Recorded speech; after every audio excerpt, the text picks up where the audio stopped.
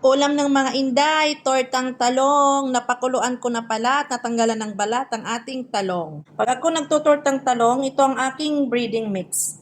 Pinaghalo ko lang yan na harina, cornstarch, salt, black pepper, paprika, garlic powder, at saka chicken stock. Gamit din tayo ng egg. 3 ilalagay ko since 3 rin ang ating talong. Mix lang natin siya sa kanyang breading. At ayan, ready na ang ating breading. Bago natin siya ilunod doon sa ating breading mix, taktakan lang natin ito ng asin at saka ng konting black pepper din. Painit lang tayo ng oil. Lunod lang natin ang ating talong.